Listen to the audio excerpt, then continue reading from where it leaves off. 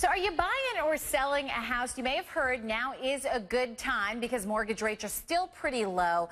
But there may be some rules of real estate that have changed that you don't know about. Some myths that are out there over the past 5 years that have changed drastically.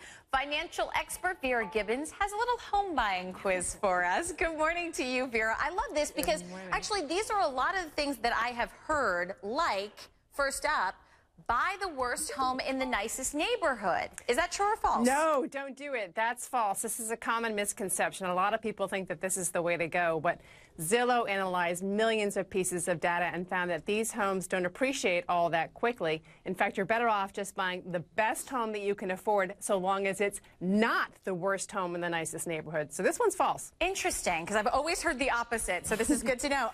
When it comes to a real estate agent, you would assume it's just pick the best one. But does gender matter when it comes to this? Gender matters. This one's actually true. I think this is interesting. Again, Zillow looked at the research and found that there are inherent differences between male and female real estate brokers, real estate agents.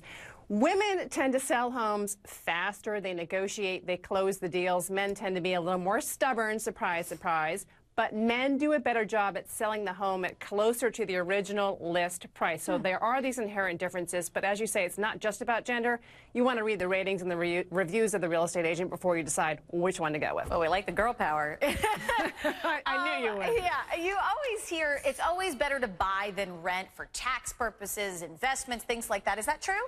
This one's actually false. I mean, generally speaking, if you plan on living in a home for 2 years or more, it's better to buy nationwide. But there are big regional differences. Miami, Atlanta, Detroit, for example, you're better off buying after just 1 year, but in a place like Manhattan, you're better off renting since the break-even point is a whopping 5 years. So it depends on which market you're honing in on. Real quick, we have one more. Street names matter when it comes to buying or selling, true or false? Right. Street names actually matter. Generally, the valuable street names are those that give you a clue, a thing or two about the area, the home's location. So Water Street, Ocean Boulevard, Country Club Road, for example. And the suffix is going to matter, too. Lane, court, or way, if you live on one of those, your home could be valued at 2 to 3% more than if you live on a street or boulevard. So that's interesting. It's funny, I had a friend that lived on Dahmer Street. I was like, you really want to live on Dahmer Street? I'm not quite sure about that. But some great tips here